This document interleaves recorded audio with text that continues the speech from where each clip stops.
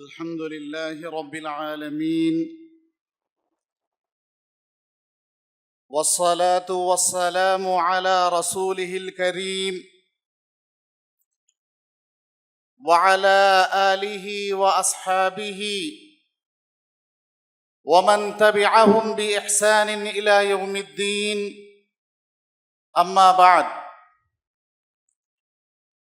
أعوذ بالله من الشيطان الرجيم. بسم الله الرحمن الرحيم. وما أرسلناك إلا رحمة للعالمين. وقال رسول الله صلى الله عليه وسلم: بعثت لأتمم مكارم الأخلاق. صدق الله العظيم. اللهم صل على سيدنا محمد وعلى آل سيدنا محمد وبارك وسلم. వేదికను అలంకరించిన ధర్మశాస్త్ర పండితులు, ఈరోజు ఈ ధార్మిక మహాసభకు విచ్చేసిన ముస్లిం సోదరులందరికీ, అలానే ఈ సభను ఏర్పాటు చేసిన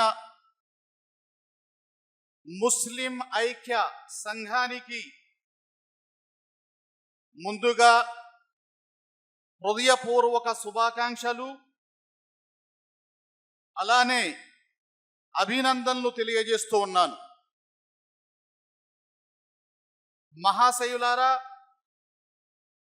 మనందరం ఏ సభను ఉద్దేశించి ఇక్కడ సమావేశమై ఉన్నామో, ఆయన మానవ మహోపకారి, హృదయాల విజేత, కారుణ్యమూర్తి, మానవాళిని నరకం నుండి కాపాడి స్వర్గం వైపుకు తీసుకువెళ్ళటానికి వచ్చిన చివరి ఆశాకిరణం, ఆశా జ్యోతి ఆయనే ప్రవక్త ముహమ్మద్ సల్లల్లాహు అలైహి వసల్లం. మరి ఆయన నామం మనం తలచినప్పుడు, ఆయన పేరుని మనం పఠించిన లేదా మనం విన్న దానికి ప్రతిధ్వనిగా ఆ మహానుభావుడి యొక్క సేవలో మనందరం దరూదును చదవాలి. కాబట్టి సోదర మహాశయులందరూ కూడా ప్రేమగా, ఆప్యాయంగా, మర్యాదగా, వినయ విధేయతలతోటి మనస్ఫూర్తిగా ప్రవక్త ముహమ్మద్ సల్లల్లాహు అలైహి వసల్లం వారి కోసం దరూదును చదవండి. భయ్ అందరూ. అల్లాహుమ్మ సల్లి అలా సయ్యిదినా ముహమ్మదిన్ వఅలా ఆలి సయ్యిదినా ముహమ్మదిన్ వబారిక్ వసల్లిం. అల్లాహ్ తాలా నా ప్రవక్త యొక్క పేరు విన్న తరువాత ఆయనకి ప్రతిధ్వనిగా మీరు దరూదు చదవనట్లయితే అటువంటి వ్యక్తి నాశనమవుగాక అని శపించడం జరిగింది. అటువంటి మహానుభావులు మన ప్రవక్త, చివరి ప్రవక్త హజరత్ ముహమ్మద్ సల్లల్లాహు అలైహి వసల్లం వారు. మరి మనందరం ప్రవక్త గారి గురించి ఆలోచించినప్పుడు, మన ప్రవక్త సల్లల్లాహు అలైహి వసల్లం గారు ఏ యుగంలో అయితే ఈ లోకంలోకి వచ్చారో దానిని మనం పరిశీలించినప్పుడు 5 లేదా 6వ శతాబ్దపు చివరి కాలంలో ఈ మానవ లోకం ఇక్కడ స్థితిగతులు, పరిస్థితులు, మనిషి యొక్క నడవడిక, మనిషి యొక్క ప్రవర్తన ఎలా ఉంది అనేది మనం పరిశీలించినప్పుడు మరి చరిత్రకారులు, చరిత్రను రాసిన చాలామంది ఆ యుగాన్ని గురించి తెలియజేస్తూ చెప్పేది ఏమిటి అనంటే, మరి ఆ రోజు స్వార్థం అనేది, కఠినత్వం అనేది, హింసాకాండ అనేది, మద్యం తాగటం, వ్యభిచారం చేయటం, జూదమాడటం, ఒక చిన్న విషయంలో పరస్పర విభేదం, రక్తపాతాన్ని చిందించే వరకు, హత్యాకాండను ప్రేరేపించే వరకు, చిన్న చిన్న విషయాల కోసం అటువంటి సందర్భాలలో మరి యావత్ ప్రపంచంలో మూఢత్వం అనేది వ్యాపించి ఉన్న పరిస్థితుల్లో అన్ని వైపులా అవిశ్వాస అగ్ని మరి ఒక జ్వాలలాగా మానవాళిని కబళిస్తూ ఉన్న సందర్భంలో మానవత్వం అనేది సమాజంలో కనుమరుగిపోయి మరి మనిషి ఒక మృగం కంటే కూడా ఒక క్రూరమైన ఒక మృగంగా మారి అతను జీవితాన్ని గడుపుతూ ఉన్న పరిస్థితుల్లో మరి చివరి ప్రవక్తగా ఈ యొక్క మానవాళిని రక్షించి వారికి నిజమైన మానవత్వాన్ని నేర్పించడం కోసం, మానవత విలువలను తెలియజేయడం కోసం సదాచరణ, సత్ప్రవర్తన, వినయ విధేయతా భావం, సమర్పణ భావం అంటే ఏమిటి, నీతి నిజాయితీ అంటే ఏమిటి అని తెలియజేయటం కోసం మరి చివరిగా వచ్చిన ఆశా కిరణమే ఇది. కూడా మనందరం చాలా జాగ్రత్తగా మన ప్రవక్త ముహమ్మద్ సల్లల్లాహు అలైహి వసల్లం గారి విషయంలో తెలుసుకోవలసిన అంశం ఏమిటి అనంటే, మన ప్రవక్త ముహమ్మద్ సల్లల్లాహు అలైహి వసల్లం రేపు ప్రళయం దాకా వచ్చిన అందరి ప్రవక్తల్లో చిట్ట చివరి ప్రవక్త. ఆయన తర్వాత మరి ఏ ప్రవక్తలు వచ్చేవారు లేరు. ఆయన చివరి ప్రవక్త. ప్రవక్తల యొక్క పరంపరకి చివరి ఇటుగుగా అల్లాహతాలా మన ప్రవక్త హజరత్ ముహమ్మద్ సల్లల్లాహు అలైహి వసల్లం గారిని ఈ లోకంలోకి పంపించారు. ఈ యొక్క విశ్వాసాన్ని మనందరం కలిగి ఉండాలి. ప్రవక్త సల్లల్లాహు అలైహి వసల్లం గారే ఆయన యొక్క ఉద్దేశాన్ని తెలియజేస్తూ వివరించారు. చూడండి, మీరందరూ ఒక అందంతో కూడిన అపురూపంగా నిర్మాణం చేయబడిన ఒక మంచి కోటని చూసినప్పుడు మరి కోట నిర్మాణం పూర్తిగా అయిపోయింది. కోట నిర్మాణం పూర్తిగా అయిపోయింది. కానీ ఆ కోటలో కేవలం ఒక్క ఇటుకను పెట్టే స్థలం మాత్రమే మిగిలి ఉంది. చూసే వారందరూ అనుకున్నారు, కోట చాలా అపురూపంగా ఉంది, మెహల్ చాలా అపురూపంగా ఉంది, ఎంతో శోభాయమానంగా ఉంది, ఎంతో అందంగా తీర్చిదిద్దారు, కట్టారు. కానీ చివరిగా ఈ యొక్క ఇటుక మాత్రం ఇక్కడ ఖాళీగా ఉంది. ఈ ఇటుక కూడా పూరింపబడి ఉంటే దీని యొక్క అందం రెట్టింపు అవుతుంది కదా అని అనుకుంటారు మీరు.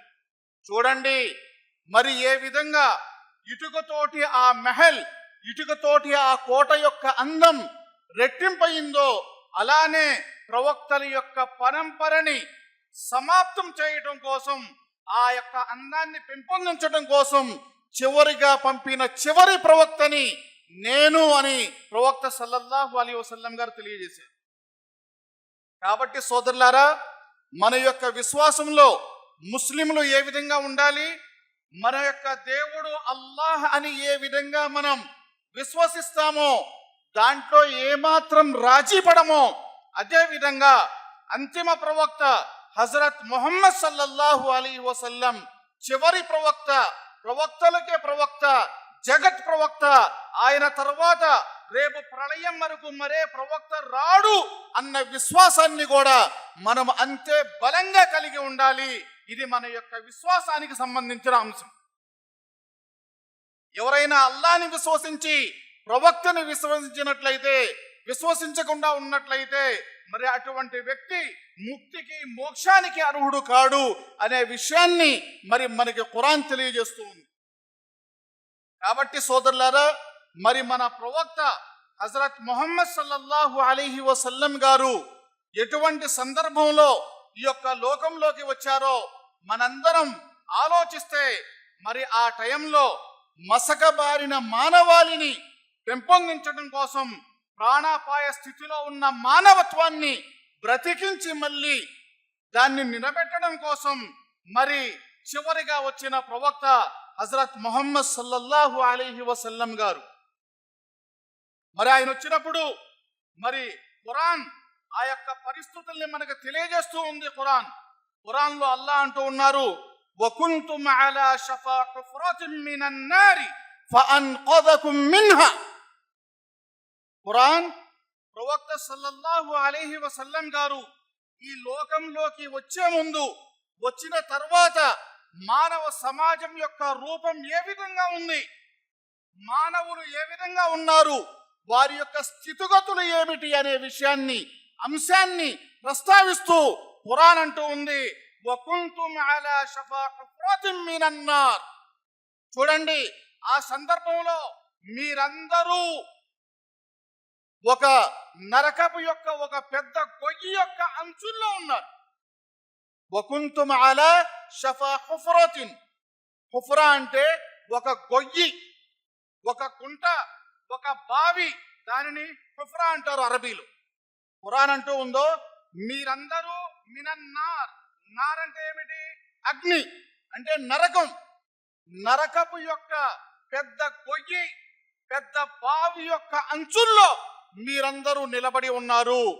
ఇప్పుడు పడతారా అప్పుడు పడతారా అన్న స్థితిలో మీరందరూ నిలబడి ఉన్నప్పుడు ఫఅన్ఖదకుం మిన్హా, ఆ మానవ మహోపకారి ఆదర్శ ప్రవక్త హజరత్ ముహమ్మద్ గారు వచ్చారు. ఆయన మీ అందరినీ మీ యొక్క నడుములతోటి సహా పట్టుకొని మీ అందరినీ కాపాడారు. ఫఅన్ఖదకుం మిన్హా. అన్ఖజ అనే పదం అరబీలో ఏదైనా ఒక ఉపద్రవం నుంచి, ఒక కఠినమైన ఒక బాధ నుంచి, ఒక ఆపద నుంచి రక్షించడం కోసం వాడే పదం అది. ఫఅన్ఖదకుం మిన్హా. అటువంటి స్థితిలో ఉన్న మీ అందరినీ ఆయన మీ యొక్క నడుములు పట్టుకొని మీ అందరినీ వెనక్కి లాగేసి మీ అందరినీ కాపాడిన మహోపకారి. మరి అటువంటి మహోపకారికి మనం కృతజ్ఞతలు తెలియజేయాలా లేదా సోదరులారా? చెప్పండి. అందుకే ఆయన పేరు వచ్చినప్పుడు ఆయనకి సల్లల్లాహు అలైహి వసల్లం అని మనందరం కూడా ప్రతిధ్వనిని ఇవ్వాలి. ఆయన యొక్క సేవలో దరువుదులు మనం పఠిస్తూ ఉండాలి. మరి మన ప్రవక్త సల్లల్లాహు అలైహి వసల్లం గారు మనందరికీ, అలానే యావత్ ప్రపంచానికి ఆదర్శమూర్తిగా వచ్చారు. ఈరోజు ముస్లింలో ఒక అపోహ ఉంది, అలానే సమాజంలో ఉన్న వేరే వారిలో కూడా ఒక అపోహ ఉంది. ముహమ్మద్ గారంటే ముస్లింలకు సంబంధించిన ప్రవక్త, అలానే ముస్లింలో ఉన్న ముస్లింలకు కూడా ముహమ్మద్ గారు అంటే మా ప్రవక్త అన్న భావనలో ఈరోజు మనందరం జీవితాన్ని గడుపుతూ ఉన్నాం. కానీ ముహమ్మద్ గారు కేవలం ముస్లింల యొక్క ప్రవక్తగానే ఈ లోకంలోకి వచ్చారా? లేదు. ఆయన యావత్ ప్రపంచం కోసం, యావత్ ప్రపంచంలో ఉన్న మానవులందరి కోసం ఆయన ఈ లోకంలోకి కారుణ్య ప్రవక్తగా అవతరింపబడ్డారు. చూసారా, బయట ఎంతో కారుణ్యం కురుస్తూ ఉంది, ఆకాశం నుంచి వర్షం కురుస్తూ ఉంది. వర్షాన్ని అల్లాహ్ తాలా దేంతో పోల్చారు ఖురాన్లో? రహ్మత్. రహ్మత్ ఎందుకు? మనిషి యొక్క జీవం ఆకాశం నుంచి కురిసే వర్షం మీద ఆధారపడి ఉంది. అవునా కదా? ఈరోజు పంటలు పండాలి అన్నా, మనం 3 పూటల భోజనం తినాలి అన్నా, మనం తినే వరి అన్నం కానీ, మనం తినే కూరగాయలు కానీ, మనం తింటూ ఉన్న ఇంకా ఫలాలు ఏమైనా కానీ అవన్నీ మనకి లభ్యమవుతూ ఉన్నాయి అంటే అవి భూమి నుంచే మనకు లభ్యమవుతూ ఉన్నాయి. మరి భూమి సస్యశ్యామలంగా ఉండాలి అంటే, మనిషికి 3 పూటల ఆహారం అతనికి దొరకాలి అని అంటే ఆకాశం నుంచి చినుకు పడకుండా అది సాధ్యమా? సాధ్యం కాదు. అంటే ఆకాశం నుంచి కురిసే వర్షం మనిషి యొక్క బాహ్య అవసరాలు తీరుస్తూ ఉంది. అదేవిధంగా మరి మనిషి అంటే కేవలం దేహం, కాళ్ళు, చేతులు, చెవులు ఇవొక్కటేనా? కాదు. మనిషి ఎవరినాలంటారు? మనిషి యొక్క దేహంలో ఆత్మ అనేది ఉంది. ఏముంది సోదరులారా? ఆత్మ అనేది ఉంది. మరి ఆ ఆత్మ యొక్క ఆహారం ఏమిటి? ఆ ఆత్మని శుద్ధి చేసేవారు ఎవరు? ఆ ఆత్మని సంస్కరించేవారు ఎవరు? ఆ ఆత్మలో కూడా ఎన్నో రుగ్మతులు ఉన్నాయి, ఎన్నో చెడులు ఉన్నాయి. మరి ఆ చెడులన్నిటిని దూరం చేసి మనిషిని ఒక మహామనిషిగా నిలబెట్టేవారు. మనిషిని ఒక మహామనిషిగా నిలబెట్టేవారు. మనిషిని ఒక మానవతా విలువలతో కూడిన ఒక మహామానవుడిగా తయారు చేసేవారు ఎవరు అని మనం ఆలోచించినప్పుడు వారినే ప్రవక్తలు అని అంటారు. ఎవరు భయ్? వారినే ఏమంటాం? ప్రవక్తలు అని అంటారు. ప్రవక్తల యొక్క పనేమిటి? వారు మనిషి యొక్క దేహంతో పాటు మనిషి యొక్క ఆత్మని కూడా వారు శుద్ధి చేస్తారు, సంస్కరిస్తారు. మనిషికి జీవితం ఈ విధంగా గడపాలి అనే పద్ధతిని, విధి విధానాన్ని నేర్పించేవారే ప్రవక్తలు. మరి అటువంటి ప్రవక్తల్లో చివరిగా వచ్చిన ప్రవక్త, అంతిమ ప్రవక్త హజరత్ ముహమ్మద్ సల్లల్లాహు అలైహి వసల్లం వారు కేవలం ముస్లింల కోసమే పంపించబడ్డారా? కాదు. ఒకవేళ అటువంటి ఆలోచన మనం కలిగి ఉన్నట్లయితే మనం పొరపాటులో ఉన్నాము. ఖురాన్ అంటూ ఉంది, వమా అర్సల్నాక ఇల్లా రహ్మతల్ లిల్ ఆలమీన్. ఓ ప్రవక్త, మేము పంపించాము. ఎవరి కోసం పంపించాము? రహ్మతల్ లిల్ ఆలమీన్. ఈ లోకంలో ఉన్న సమస్త మానవాళి కోసం, ఈ లోకంలో ఉన్న సమస్త మానవాళి కోసం మిమ్మల్ని ఆదర్శమూర్తిగా చేసి, కరుణా కటాక్షాన్ని కురిపించే కారుణ్యమూర్తిగా చేసి మేము మిమ్మల్ని పంపించాము. సోదరులారా, అర్థమవుతుందా? మరి ప్రవక్త గారు సమాజంలో ఉన్న ప్రతి ఒక్కరి కోసం వచ్చిన వారు కాబట్టి మరి ప్రవక్త గారి యొక్క సందేశాన్ని ఈరోజు మనందరం తెలుసుకోవాలి. ఈరోజు మనందరం తెలుసుకోవాలి ప్రవక్త గారు ఎటువంటి జీవితాన్ని గడిపారు. మనం పరిశీలిస్తే సోదరులారా, ఎవరైనా మనల్ని అవహేళన చేసిన, మనల్ని తిట్టిన, మనల్ని కొట్టిన, మనల్ని హింసించిన, మనల్ని మన ఇంటి నుంచి గెంటేసిన, మనల్ని మన ఊరు నుంచి బహిష్కరించిన, మనల్ని మన ఊరు నుంచి బహిష్కరించి మరగ తినటానికి తిండి, ఉండటానికి ఇల్లు లేకుండా చేసి, మరి మన పిల్లల్ని ఎవరైనా కష్ట నష్టాలకి గురి చేసి అనుక్షణం ప్రతిక్షణం కఠినాతి కఠినమైన మరి హింసలకి గురి చేసినట్లయితే మన యొక్క పరిస్థితి ఏ విధంగా ఉంటుందో ఆలోచించండి. ఏ విధంగా ఉంటుంది సోదరులారా? అటువంటి సందర్భాల్లో ప్రతి మనిషిలో కలిగే ఆలోచన ఏమిటి? అల్లాహతాలా నాకు శక్తినిస్తే, అల్లాహతాలా నాకు గనక వీరిపైన ఆధిపత్యాన్ని ఇస్తే నేను అంతకంతకి వీరికి నా యొక్క బలమేమిటో నేను చూపిస్తాను అని మనందరం ఆలోచిస్తాం. వాస్తవమా కాదా? మరి ప్రవక్త ముహమ్మద్ సల్లల్లాహు అలైహి వసల్లం గారిని, ఆయన మనందరికీ ఆదర్శ ప్రవక్త.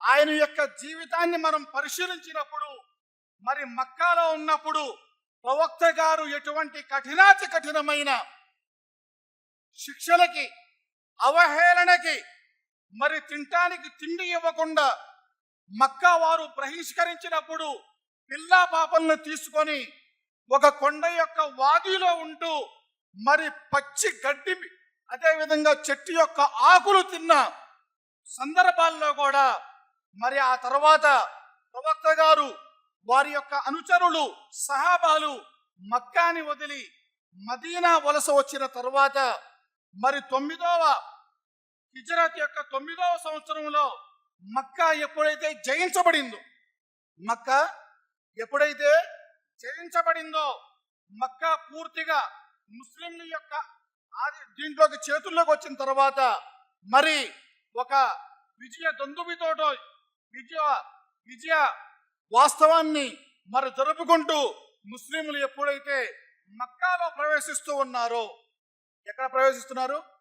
మక్కాలో ప్రవేశిస్తూ ఉన్నారో, మరి ఆ సందర్భంలో మనలో ఎవరికైనా సరే ఆ జరిగిన కష్టాలు, వారు పెట్టిన నష్టాలు, వారు పెట్టిన హింసాకాండ, వారు చిందించిన రక్తం అవన్నీ కూడా గుర్తుకు వచ్చి రక్తం కూడా మరిగిపోయి ప్రతి ఒక్కరూ కూడా ప్రతీకార్య చర్యతోటి ఊగిపోతాం మనం. ఇది అటువంటి సందర్భంలో కూడా మరి ఒక సహాబీ హజరత్ సఅద్ బిన్ ఉబాదా రదియల్లాహు గారు, ఆయన ఎప్పుడైతే ప్రవక్త గారు మరి మక్కాని జయించిన తర్వాత తన యొక్క అనుచర వర్గంతో మక్కాలోకి అడుగు పెడుతూ ఉన్నారో, ఆ సందర్భంలో ఒక సహాబీ గారు అన్నారు, అల్ యౌము యౌముల్ మల్హమ, అల్ యౌము యౌముల్ మల్హమ, ఈరోజు వధించబడే రోజు, బలివ్వబడే రోజు, మీ అందరికీ మా యొక్క బలమేమిటో రుచి చూపించబడే రోజు, ప్రతీకారం తీర్చుకునే రోజు. ఏమన్నారు? ప్రవక్త గారి ఒక అనుచరులు హజరత్ సఅద్ బిన్ ఉబాదా రదియల్లాహు గారు లోగడ వారికి జరిగిన ఆపదల్ని, కష్టాలను తలుచుకొని మరి మక్కాలో అడుగు పెడుతూ ఉన్నప్పుడు ఆయన అన్నారు, అల్ యౌము యౌముల్ మల్హమ, ఈరోజు ప్రతి ఒక్కరిని పట్టుకొని నరికివేయబడే రోజు, ఈరోజు వధించబడే రోజు. మీ అందరూ మమ్మల్ని ఈ విధంగా హింసించారు కాబట్టి ఈరోజు పవర్ అనేది మా చేతుల్లోకి వచ్చింది, మేమేమిటో కూడా మీకు చూపిస్తాము అన్న విషయం చెప్పినప్పుడు మరి ఈ విషయం ప్రవక్త గారికి తెలిసి ప్రవక్త సల్లల్లాహు అలైహి వసల్లం గారు ఆ మాటను విని ప్రవక్త గారు ఏమన్నారో తెలుసా? ప్రవక్త గారు ఏమన్నారో తెలుసా? ప్రవక్త గారి నిదానం ఏమిటి? ప్రవక్త గారు అన్నారో, అల్ యౌము యౌముల్ మర్హమ, అల్ యౌము యౌముల్ మర్హమ, లేదు లేదు, కాదు కాదు, ఈరోజు ప్రతీకారం తీర్చుకునే రోజు కాదు, ఈరోజు వధించబడే రోజు కాదు, ఈరోజు శిక్షించబడే రోజు కాదు, ఈరోజు క్షమాభిక్ష పెట్టే రోజు. ఏమన్నారు సోదరులారా? ఏమన్నారు? ఈరోజు హింసించబడే రోజు కాదు, ఈరోజు కరుణ కటాక్షం కురిపించే రోజు, క్షమాభిక్ష పెట్టే రోజు. శత్రువులనైనా సరే ప్రవక్త గారు తన యొక్క గుండెకి హత్తుకున్నారు. అది మన ప్రవక్త ముహమ్మద్ సల్లల్లాహు అలైహి వసల్లం గారి యొక్క సందేశం. ఈరోజు సమాజంలో ఉన్న అందరూ ముస్లింలంటే భయపడుతున్నారు. ముస్లింలంటే ఏంటి? ఒక భయం, సమాజంలో ఒక ఆందోళన. వాళ్ళు చూడిపోతే వాళ్ళు ఏమైనా చేయడానికి సిద్ధపడతారు. నరకటానికైనా, కొరకటానికైనా, తగాదకైనా, కయ్యానికి కాలు దువ్వాలి అని అంటే సాయిబులు ముందుంటారు, వాళ్ళతో వద్దురు అన్న భయం ఈరోజు సమాజంలో ఉంది. కానీ మన ప్రవక్త గారి యొక్క సందేశం ఏమిటి? ఈరోజు ముస్లింల పట్ల సమాజంలో ఉన్న భయం, ఆందోళన ఏమిటి? ఈ అంశంలో మనందరం సోదరులారా ఆలోచించాలి.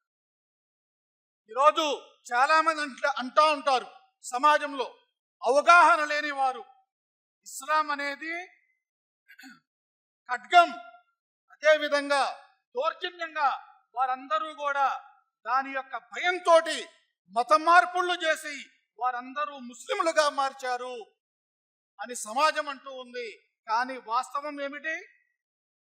ప్రవక్త సల్లల్లాహు అలైహి వసల్లం గారు ఎప్పుడూ కూడా ఎవరి మీద కూడా ఎటువంటి దౌర్జన్యం అనేది లేదు, బలవంతం అనేది లేదు. లనా అమాలునా వలకుం అమాలుకుం, మా యొక్క ఆచరణ మాతో, మీ యొక్క ఆచరణ మీతో. ఏదైనా సరే విశ్వాసం అనేది, అదే విధంగా ఇస్లామీయ రూపకల్పన అనేది అది మనసుకు సంబంధించిన విషయం. దాని మీద ఎవరి మీద ఎటువంటి బలవంతం అనేది లేదు అని చెప్పే ధర్మం ఇస్లాం ధర్మం.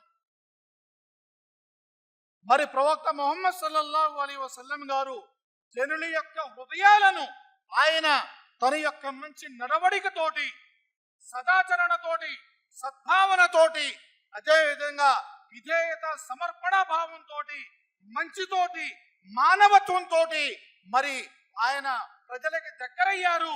ఆ తర్వాత వారి యొక్క హృదయాలను జయించి వారికి మత విశ్వాసాలను తెలియజేశారు, మానవతా విలువలని వారికి నేర్పారు. కాబట్టి సోదరులారా, ఈరోజు మనందరం ప్రవక్త సల్లల్లాహు అలైహి వసల్లం గారి నిజమైన సందేశాన్ని మనం తెలుసుకోవాలి. ప్రవక్త గారు ఏమన్నారు? నిజమైన బలశాలి, నిజమైన పెహల్వాన్ ఎవరు? ఎదుటి వ్యక్తిని పడవేసి అతని గుండెల మీద కూర్చున్నవాడు నిజమైన బలశాలి కాదు, నిజమైన పెహల్వాన్ కాదు. మరి ఎవరు? ప్రవక్త గారు అన్నారు, యమ్లికు నఫ్సహు ఇందల్ గజబ్. మీలో నిజమైన ధైర్యశాలి, బలవంతుడు, పెహల్వాన్ ఎవరు అనంటే, ఎవరికైతే కోపం తన్నుకొని వస్తుందో, అటువంటి కోపం వచ్చినప్పుడు తన యొక్క కోపాన్ని దిగమింగుకొని తన యొక్క కోపం మీద నియంత్రణ ఎవరైతే కలిగి ఉంటాడో అటువంటి వ్యక్తే నిజమైన బలవంతుడు అన్నారు ప్రవక్త గారు. సోదరులారా, అర్థమవుతుందని నేను చెబుతుంది. ఏమన్నారు? నిజమైన బలవంతుడు, పెహల్వాన్ ఎదుటి వ్యక్తి గుండెల మీద కూర్చునేవాడు కాదు. నిజమైన బలశాలి ఎవరు అనంటే, ఎవరికైతే కోపం ఎక్కువగా వస్తుందో ఆ కోపంలో ఉన్న సందర్భంలో కూడా తన యొక్క కోపాన్ని నియంత్రించుకొని మరి ఒదిగి ఉంటాడో అటువంటి వాడు నిజమైన బలశాలి అనే విషయాన్ని ప్రవక్త సల్లల్లాహు అలైహి వసల్లం గారు మనకు తెలియజేశారు. కాబట్టి సోదరులారా, మరి అదే విధంగా మన ప్రవక్త హజరత్ ముహమ్మద్ సల్లల్లాహు అలైహి వసల్లం గారు ఈ యొక్క లోకంలోకి రాకముందు ఈ యొక్క స్థితిగతులు ఏ విధంగా ఉన్నాయి అనంటే, ప్రతి చోట ఏముంది? కులగోత్రం యొక్క వివక్షత, ధనిక పేద అనే వివక్షత, గొప్పవాడు చిన్నవాడు అనే వివక్షత, పెద్ద వంశము చిన్న వంశము అనే వివక్షత, ఎర్రవాడు నల్లవాడు తెల్లవాడు అనే వివక్షత, గొప్పవాడు పేదవాడు అనే వివక్షత అంటురాని తరం సమాజంలో మరి వేళ్నాటుకుపోయి ఉంది. అటువంటి సందర్భంలో మరి మన ప్రవక్త హజరత్ ముహమ్మద్ సల్లల్లాహు అలైహి వసల్లం గారు ఈ లోకంలోకి వచ్చి ఈ లోకానికి ఇచ్చిన సందేశం ఏమిటి? ఖురాన్ ఏమని చెబుతూ ఉంది? ప్రవక్త గారు ఏమని చెప్పారు? యా అయ్యుహన్నాస్ ఇన్నా ఖలఖనాకుం మిన్ జకరిన్ వ ఉన్సా వజఅల్నాకుం షుఊబన్ వ కబాయిల లితఆరఫు ఇన్న అక్రమకుం ఇందల్లాహి అత్కాకుం. ఖురాన్ తెలియజేస్తూ ఉంది, ఓ మానవులారా, యా అయ్యుహన్నాస్, ఓ మానవులారా. నాస్ అనే పదం అరబీలో సమస్త మానవులని ఉద్దేశించి ఉంటుంది. ఇక్కడ అల్లాహ్ తఆలా విశ్వాసుల్ని ఉద్దేశించి మాట్లాడలా, ముస్లింల్ని ఉద్దేశించి మాట్లాడలా. ఆయన యొక్క సందేశం యావత్ ప్రపంచంలో ఉన్న మానవులు అందరినీ ఉద్దేశించి ఖురాన్ ఆదేశం ఇస్తూ ఉంది, సందేశాన్ని ఇస్తూ ఉంది. యా అయ్యుహన్నాస్ ఇన్నా ఖలఖనాకుం మిన్ జకరిన్ వ ఉన్సా. ఓ మానవులారా, మీ అందరినీ పుట్టించిన వాడిని, ఒకే ఒక మగ ప్రాణి, ఒకే ఒక ఆడ ప్రాణి నుంచి మీ అందరినీ పుట్టించిన వాడిని నేనే. వజఅల్నాకుం కబాయిల, ఆ తర్వాత మీ అందరినీ రకరకాల తెగలలో, రకరకాల ఊరులలో, రకరకాల భాషలలో విభజించిన వాడిని కూడా నేనే. విభజించిన వాడిని కూడా నేనే. మరి విభజన ఎందుకు జరిగింది? విభజన ఎందుకు జరిగింది? ఒక ఎరుపు రంగు, ఒక తెల్ల రంగు, ఒక నలుపు రంగు, ఒక అరబీ మాట్లాడేవాడు, ఒక తెలుగు మాట్లాడేవాడు, ఒక హిందీ మాట్లాడేవాడు, వేరు వేరు ప్రాంతాలుగా, వేరు వేరు భాషలుగా, వేరు వేరు రకాలుగా, వేరు వేరు రూపాలుగా అల్లాహతాలా విభజన ఎందుకు చేశాడు? భూలోకంలో ఈ రంగులను చూసుకొని, ఈ భాషలను చూసుకొని, ఈ తెగలను చూసుకొని, ఈ వంశాలను చూసుకొని మీరు గౌరవ మర్యాదలు కలిగించే గోడలు కట్టుకోవటానికి కాదు ఏమన్నాడల్లా. కానీ సమాజం ఈరోజు ఏం చేస్తుంది? ప్రతి ఒక్కరూ కూడా సమాజంలో పరువు, ప్రతిష్ట, గౌరవ మర్యాద అనే వంశంతోటి, భాషతోటి, రంగుతోటి, ప్రాంతాలతోటి మనందరికీ మధ్య, సమాజానికి మధ్య, అదేవిధంగా సమాజంలో ఉన్న ప్రజల మధ్య కొన్ని అడ్డుగోడల్ని మనందరం కూడా అక్రమ నిర్మాణాలు అనేవి జరిగిపోయింది. ఆ అక్రమ నిర్మాణాలను పడవేసి మరి ఆ వివక్షతను దూరం చేసి సర్వ మానవాళికి కూడా మరి సందేశాన్ని తెలియజేస్తూ ఖురాన్ అంటూ ఉందో, లితఆరఫు, ఈ విభజన పరస్పరం మీరు ఒకరిని ఒకరు తెలుసుకోవాలి అని మేము చేశామే తప్ప దీంట్లో ఎవరికి ఎవరిపైన ఎటువంటి ఆధిపత్యం లేదు అనే విషయాన్ని మరి మన ప్రవక్త గారు తెలియజేశారు. ప్రవక్త గారి సందేశం, లా ఫضల లిఅరబియ్యిన్ అలా అజమియ్యిన్ వలిల్ అబ్యది అలల్ అస్వద్. ప్రవక్త గారు చాలా చక్కగా, చాలా సూటిగా ఆ సమాజంలో రేపు ప్రళయం దాకా వచ్చే సమస్త మానవాళి గుర్తుంచుకునేటట్టు తన యొక్క సందేశాన్ని ఆయన తెలియజేశారు. చూడండి, ఒక అరబీ మాట్లాడేవాడికి, అరబీ మాట్లాడిన వాడి మీద, ఒక ఎర్రగా ఉన్నవాడికి, ఒక నల్లగా ఉన్నవాడి మీద, ఒక ఆర్థిక స్తోమతని కలిగి ఉన్నవాడికి, ఒక పేదవాడి మీద, అదేవిధంగా ఒక ప్రాంతం వాడికి మరొక ప్రాంతం వాడి మీద ఎటువంటి ఆధిపత్యం, ఎటువంటి గౌరవం అనేది లేదు.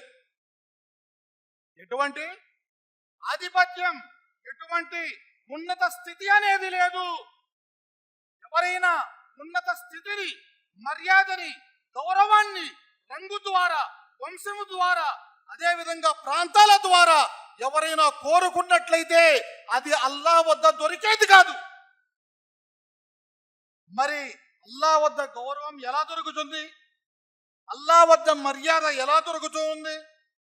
దాన్ని ప్రవక్త గారు తెలియజేస్తూ అన్నారు. చూడండి, సమాజంలో ఉన్న మీరందరూ కూడా కుల్లుకుం మిన్ ఆదం, మీరందరూ కూడా ఆదం యొక్క సంతతి. మీరందరూ ఆదం యొక్క సంతతి. వ ఆదము మిన్ తురాబ్, మరి ఆదంని అల్లాహ్ తాలా మట్టితో సృజించాడు. దేంతో సృజించారు? మట్టితోటి సృజించారు. మరి అదే విషయాన్ని ఖురాన్ తెలియజేస్తూ ఉంది. ఏమంటున్నాడు అల్లాహ్? ఇన్న అక్రమకుం ఇందల్లాహి అత్కాకుం.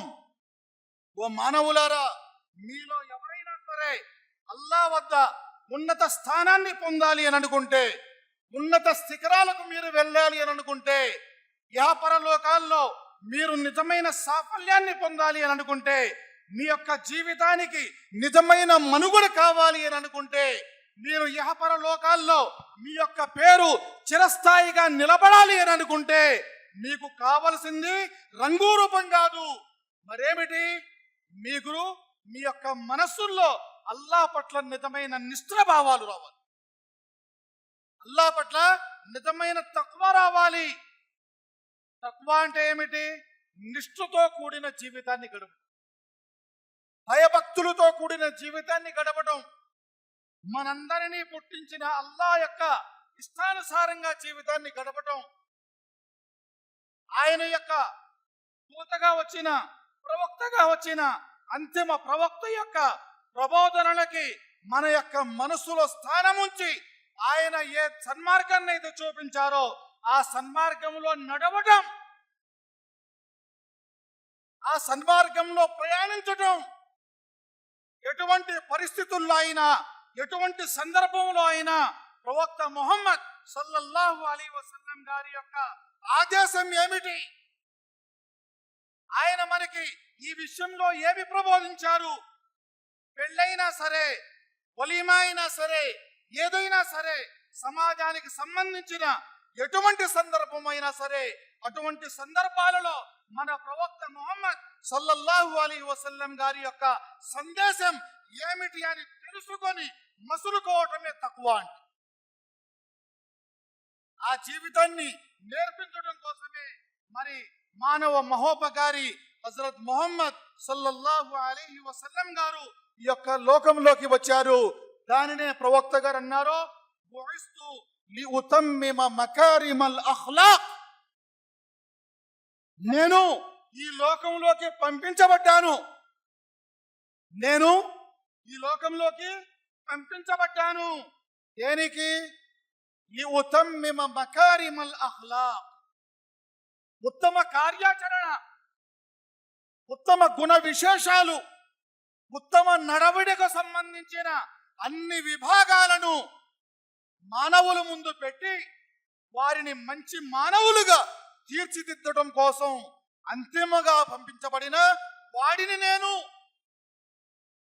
ఆ ఉద్దేశంతో అల్లాహ్ తాలా నన్ను ఈ యొక్క లోకంలోకి పంపించారు అనే విషయాన్ని అల్లాహ్కే మన ప్రవక్త, అంతిమ ప్రవక్త హజరత్ ముహమ్మద్ సల్లల్లాహు అలైహి వసల్లం గారు మనకు తెలియజేశారు. కాబట్టి సోదర మహాశయులారా, ఈరోజు మనందరి యొక్క బాధ్యత, మన యొక్క కర్తవ్యం ఏమిటి అనంటే, మరి ప్రవక్త గారు మనకి ఏదైతే ఇచ్చారో ఖురాన్ కూడా అంటూ ఉంది, మా ఆతాకుముర్ రసూలు ఫఖుదు. ఖురాన్ అంటూ ఉంది, అల్లాహ్ తాలా ఆదేశిస్తూ ఉన్నాడు ఖురాన్లో ఏమని? మా ఆతాకుముర్ రసూలు. రసూల్ ప్రవక్త ఏదైతే మీకు ఇచ్చాడో, ఏదైతే మీకు ఇచ్చాడో ఫఖుదు, దానిని మీరు తీసుకోండి, దానిని మీరు తీసుకోండి. ఖురాన్ అంటూ ఉంది, మా ఆతాకుముర్ రసూలు ఫఖుదు. ప్రవక్త గారు ఏదైతే మీకు ఇచ్చారో దానిని మీరు తీసుకోండి. వమా నహాకుం అన్హు ఫంతహు. మరి దేని నుండి అయితే ఆయన మిమ్మల్ని ఆపారో, నిరోధించారో దానికి మీరు దూరంగా ఉండండి, దానికి మీరు దూరంగా ఉండండి అనే విషయాన్ని అల్లాహ్ తాలా ఖురాన్ ద్వారా మనకి తెలియజేస్తూ ఉన్నారు, ఆదేశిస్తూ ఉన్నారు. కాబట్టి సోదర మహాశయులారా, ఈరోజు సమాజంలో ఉన్న మనందరం కూడా మన ప్రవక్త గారి జీవిత చరిత్రను తెలుసుకోవాలి. మనకంటే, మన తల్లిదండ్రుల కంటే కూడా ముందు మనం మన యొక్క ప్రవక్త గారి యొక్క జీవిత విధానాలేమిటి, ఆయన చరిత్ర ఏమిటి, ఆయన యొక్క సందేశం ఈ మానవత్వంలో మానవ మనుషులకి ఆయన యొక్క సందేశం ఏమిటి అనే విషయాలను ఈరోజు మనందరం కూడా తెలుసుకోవాలి. అదే విధంగా మనం ముసులుకోవాలి. మరి ఒక మంచి సందర్భంలో ఇక్కడ మనందరం కూర్చొని ఉన్నాం. ఈ యొక్క సభను అలంకరించిన వారు ముస్లిం ఐక్య సంఘం. ముస్లిం ఐక్య సంఘం మరి ఇస్లాం ధర్మం ఐక్యమత్త భావాన్ని ఎంత గట్టిగా పెంపొందిస్తుందో ఈ లోకంలో ఏ ధర్మం కూడా అంతగా పెంపొందించదు. ప్రవక్త సల్లల్లాహు అలైహి వసల్లం గారు ఎన్నో సందర్భాల్లో ఐక్యమత్యాన్ని గురించి పదే పదే వివరించారు. ఒక సందర్భంలో ప్రవక్త గారు అన్నారు, యదుల్లాహి అలల్ జమా. సమూహం మీద, జమాత్ మీద, సంఘం మీద అల్లా యొక్క హస్తం ఉంటుంది, అల్లా యొక్క సహాయం ఉంటుంది అనే విషయాన్ని ప్రవక్త సల్లల్లాహు అలైహి వసల్లం గారు తెలియజేశారు. మరి ఏ విధంగా ఈరోజు మన ఖమ్మంలో ఈ ముస్లిం ఐక్య సంఘం ఏదైతే ఏర్పడి ఉందో, ఏ విధంగా అయితే ఈరోజు మనందరికీ మన ప్రవక్త ముహమ్మద్ సల్లల్లాహు అలైహి వసల్లం గారి యొక్క సందేశాన్ని ఇవ్వాలి అని ఈ యొక్క రూపకల్పన చేశారో, వారందరూ మనందరం కూడా తెలుసుకోవాలిన విషయాలు ఏమిటి అనంటే, ప్రవక్త సల్లల్లాహు అలైహి వసల్లం గారు మానవ మహోపకారి. మానవ మహోపకారి, అందరి మంచి కోరేవారు, అందరి యొక్క శ్రేయస్సు కోరేవారు. ఒక సందర్భంలో ప్రవక్త గారు అన్నారు, ఆడవారిని ఉద్దేశించి ప్రవక్త గారు అన్నారు, చూడండి, మీ ఇంట్లో ఏదైనా ఒక మంచి వంట వండినప్పుడు మీ ఇంటి గుమ్మానికి ఏ గుమ్మం దగ్గరగా ఉందో ఆ ఇంటికి మీరు వండిన పదార్థాన్ని కాస్త పంపించండి అన్నారు. సోదరులారా, అర్థమవుతుందా? మన ప్రవక్త గారి యొక్క సదాచరణ ఏమిటి? ఆయన యొక్క అఖలాక్, ఆయన యొక్క ఉత్తమ జీవితం ఎటువంటిది? ఆయన ఇక్కడ చూడలేదు, నా ఇంటి గుమ్మానికి ఎదురుగా ముస్లిం ఉన్నాడా లేక ముస్లిం ఇతరులు ఉన్నారా అనేది చెప్పలే ప్రవక్త గారు. నీ ఇంటి గుమ్మానికి దగ్గరగా ఎవరున్నా సరే అతను ఒక మనిషిగా, అతను మనతో పాటు జీవితం గడుపుతూ ఉన్న మన సహోదరుడేగా. సహోదర భావాన్ని, పరోపకారాన్ని తెలియజేస్తూ మరి మీరందరూ కూడా సమాజంలో బాధ్యత కలిగి ఉండండి. అదేవిధంగా సమాజంలో ఉన్న ప్రతి ఒక్కరి మీద కరుణ కటాక్షం కలిగి ఉండండి. అదేవిధంగా దయాగుణం కలిగి ఉండండి. అలా ఉండటం వల్ల ప్రవక్త గారు అన్నారు, ఆకాశంలో ఉన్న అల్లా మీ పట్ల దయ, మీ పట్ల జాలి కలిగి ఉంటాడు. ఎప్పుడైతే మీరు సమాజంలో ఉన్న కోటి సోదరులను గౌరవిస్తారో, వారి మీద దయను చూపుతారో, వారిని మర్యాద పూర్వకంగా పలకరిస్తారో, మరి అల్లాహ్ తాలా కూడా మీ పట్ల అదే విధంగా వ్యవహరిస్తాడు అనే సందేశాన్ని మన ప్రవక్త ముహమ్మద్ సల్లల్లాహు అలైహి వసల్లం గారు మనందరికీ తెలియజేశారు. కాబట్టి మరి ఇటువంటి అద్భుతమైన ఒక మంచి వాతావరణాన్ని ఇక్కడ ఏర్పాటు చేసి మనందరినీ ఇక్కడ సమావేశపరచడం కోసం మరి ముస్లిం ఐక్యత సంఘం ఏదైతే ఖమ్మంలో ఉందో వారందరినీ మరొక్కసారి అభినందిస్తూ కృతజ్ఞతలు తెలియజేస్తూ మరి ప్రవక్త సల్లల్లాహు అలైహి వసల్లం గారి యొక్క జీవితాన్ని మనందరం సరిగ్గా అర్థం చేసుకొని ఆయన యొక్క అడుగుజాడల్లో నడుస్తూ మరి ఇహపర లోకాల్లో అల్లా యొక్క సాఫల్యాన్ని పొంది చనిపోయిన తర్వాత మనందరం కూడా అల్లా మనకు తయారు చేసిన స్వర్గంలోకి పోవాలి అని నేను మనసారా మనస్ఫూర్తిగా కోరుకుంటూ నా యొక్క ప్రసంగాన్ని ముగిస్తూ ఉన్నాను. నాకు ఈ అవకాశం ఇచ్చిన వీరందరికీ కూడా మరొక్కసారి కృతజ్ఞత తెలియజేస్తూ నేను నా యొక్క ప్రసంగాన్ని ముగిస్తూ ఉన్నాను. అల్లాహ్ తాలా మనందరికీ విని ఆచరించే భాగ్యాన్ని ప్రసాదించునుగాక. వాఖిరు దఅవానా అనిల్ హమ్దులిల్లాహి రబ్బిల్ ఆలమీన్.